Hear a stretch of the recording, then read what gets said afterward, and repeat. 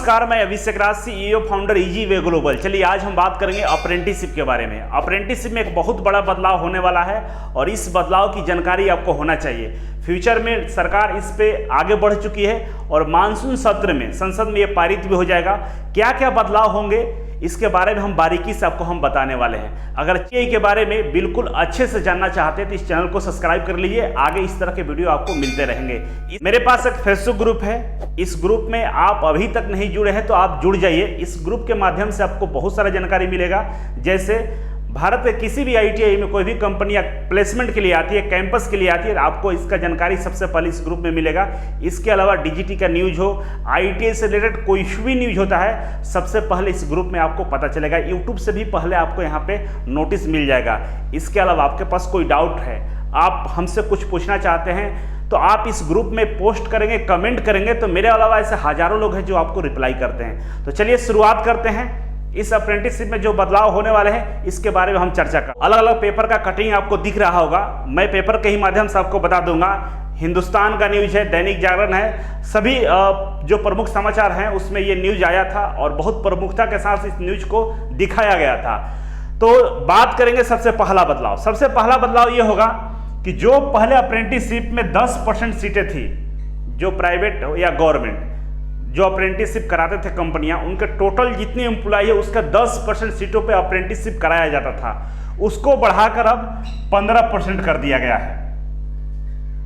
10% के बदले अब 15% सीटों पे अप्रेंटिसशिप कराई जाएगी। ये पहला बदलाव होगा। दूसरा सबसे बड़ा बदलाव होगा कि अगर आप अप्रेंटिसशिप कर रहे हैं, आपको सर्टिफिकेट नहीं चाहिए, केवल अप्रेंटिसशिप करना है काम सीखने के लिए, तो आपको परीक्षा में बैठने की कोई जरूरत नहीं है। अगर आपको सर्टिफिकेट चाहिए होगी तभी आप परीक्षा में बैठ सकते हैं। मतलब अगर आप अप्रेंटिसशिप किए किसी कंपनी से और आपको एक सर्टिफिकेट चाहिए दिखाने के लिए कहीं, तो आप परीक्षा में बैठ सकते हैं। अगर सर्टिफिकेट नहीं चाहिए तो आपको परीक्षा में बैठने की कोई जरूरत नहीं है।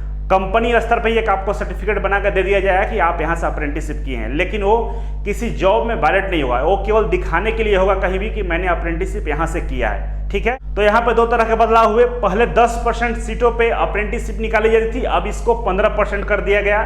दूसरा, परीक्षा में बैठना नहीं बैठना ये आपकी मर्जी है।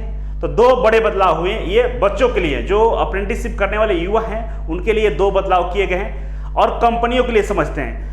कंपनियों में पहले क्या था कि जो भी अप्रेंटिसशिप आपके यहाँ कर रहा है उसका पूरा बायोडाटा रखना होता है, उसका पूरा रिपोर्ट डीजीटी को सबमिट करना होता है, श्रम संसाधन विभाग के पास भेजना होता है कि भाई मेरे यहाँ से इतने अप्रेंटिसशिप बच्चे कर चुके हैं, या अपने कंपनियों के इतने % लोगों को मैंने यहाँ से अप्रेंटिसशिप कराया है।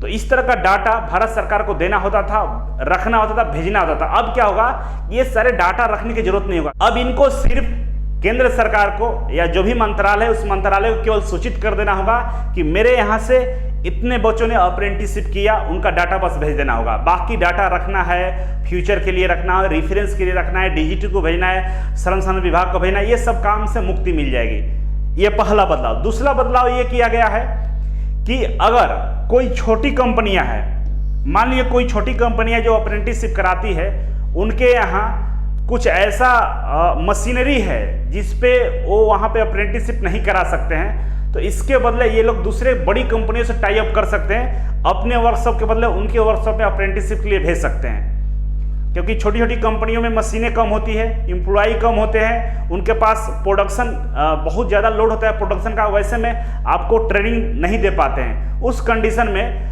कुछ चीज़ें वो सिखा सकते हैं, कुछ चीज़ों के लिए वो दूसरे कंपनियों में भेज सकते हैं। मतलब एक कंपनी दूसरे कंपनी से टाई अप करके अप्रेंटिसशिप करा सकता है। ये बदलाव किया गया है। इसके अलावा नेक्स्ट बदलाव ये है कि जो बड़ी कंपनियां हैं जिनका ऑफिस विदेशों में है, जैसे एनटीपीसी के मान लीजिए, टाटा का मान लीजिए, अडानी ग्रुप मान लीजिए, जो प्राइवेट कंपनियां हैं। इसके अलावा गवर्नमेंट में ओएनजीसी हो गया, बीएचएल हो गए, ये सबका विदेशों में भी प्लांट लगे हुए हैं। तो अगर वैसा स्टूडेंट जो विदेशों में जाकर अप्रेंटिसशिप करना चाहता है, या कंपनी को ऐसा महसूस हो रहा है कि हम यहाँ अप्रेंटिसशिप न करा के हम अपने विदेश वाले जो वर्कशॉप है कंपनी वहाँ अप्रेंटिसशिप कराएंगे, तो उसके लिए भी अब कंपनियों को छूट दी जाएगी कि अपने अप्रेंटिसशिप ट्रेनिंग को बाहर भी भेज के अप्रेंटिसशिप करा सकते हैं। ये सारे बदलाव किए गए हैं और इस बदलाव के लिए जो हमारे वित्त मंत्री हैं निर्मला सीतारमण, इन्होंने पिछले बजट में ही 3000 करोड़ रुपए आवंटन किए थे कि अब बच्चों को बेहतर ढंग से और अप्रेंटिसशिप कराया जाए। इसके अलावा अभी तक जो अप्रेंटिसशिप कराने का प्रावधान था वो उत्पादन क्षेत्र में था, सेवा कर्म क्षेत्र में था। अब जितने भी सेक्टर हैं, चाहे वित्तीय सेक्टर बोले, बैंकिंग के सेक्टर बोल सकते हैं, या हर तरह के सेक्टर में अप्रेंटिसशिप कराई जाएगी। भारत सरकार के जितने भी सेक्टर है, जहां से इनकम होती है, जहां पे एम्प्लॉय काम करते हैं, जहां पर उत्पादन होता है, जहां पर किसी न किसी तरीके से काम की जाती है, उन सभी सेक्टर में अब अप्रेंटिसशिप कराया जाएगा। इस तरह से अप्रेंटिसशिप कराने के पीछे सरकार का मकसद बस इतना ही सा है कि बच्चों को कुशल कारीगर बनाया जाए, बच्चों को स्किल डेवलपमेंट पे काम किया जाए और उनको आत्मनिर्भर की ओर प्रेरित किया जाए।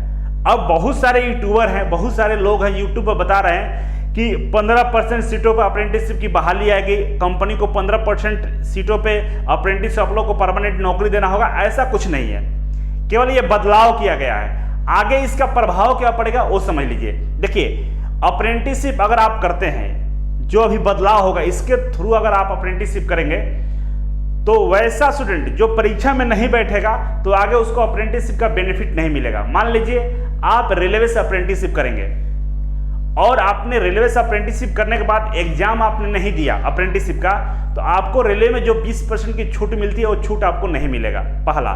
दूसरा कंडीशन यह है कि मान लीजिए इसरो, डीआरडीओ, किसी भी पब्लिक सेक्टर कंपनी से, गवर्नमेंट कंपनी से आप अप्रेंटिसशिप करेंगे, परीक्षा में नहीं बैठेंगे, सर्टिफिकेट नहीं लेंगे, नेशनल अप्रेंटिसशिप सर्टिफिकेट, तो आपको वहां पर जो छूट मिलती है वो छूट आपको नहीं मिलेगा, वो आपका नुकसान होगा। इसीलिए परीक्षा में बैठने का कोशिश कीजिएगा। अब क्या होगा कि जो डीजीटी परीक्षा लेता था, हो सकता है ये परीक्षा लेट से ले, थोड़ा आगे पीछे करेगा, क्योंकि अब तो यहाँ पर आपको बाध्यता ही नहीं है परीक्षा में बैठने का, तो थोड़ा सा यहाँ बच्चों का नुकसान हो सकता है। लेकिन आई होप कि हम ये उम्मीद करते हैं कि डीजीटी जिस तरह से अभी अप्रेंटिसशिप को लेकर लगातार एग्जाम लेती है, सर्टिफिकेट समय से जारी करती है, उसी तरह से आगे भी काम करते रहेगी। आई होप कि ऐसा हो। ये पूरे देश में लागू कर दिया जाएगा। जो जितने चीजें मैं आपको बताया, ये सारे चीजें अगले मानसून सत्र में ये लागू हो जाएगा और आप लोगों को नए सिरे से जो बच्चे अप्रेंटिसशिप करेंगे, इन सारे नियमों के तहत उनको अप्रेंटिसशिप करना पड़ेगा। तो वीडियो कैसा लगा लाइक करके कमेंट बॉक्स में जरूर बताइएगा। इसके अलावा अगर आप गवर्नमेंट जॉब का तैयारी करना चाहते हैं, सरकारी नौकरी का तैयारी करना चाहते हैं, तो हमारे इजी वे कोचिंग में नया बैच स्टार्ट हो गया। ऑनलाइन ऑफलाइन सारे बैच चलते रहते हैं, तो आप हमारे कोचिंग के हेल्पलाइन नंबर पे कॉल करके पता कीजिए कि आपके लिए यहाँ पे कौन सा बैच स्टार्ट हो रहा है, किस तरह के क्लासेस चलाई जाती है और आपके लिए यहाँ पे क्या क्या सुविधाएं उपलब्ध है। तो चलिए आज के लिए इतना ही था। Thank you so much. फिर मिलते हैं आपसे एक नए वीडियो, एक नई जानकारी के साथ। तब तक के लिए नमस्कार।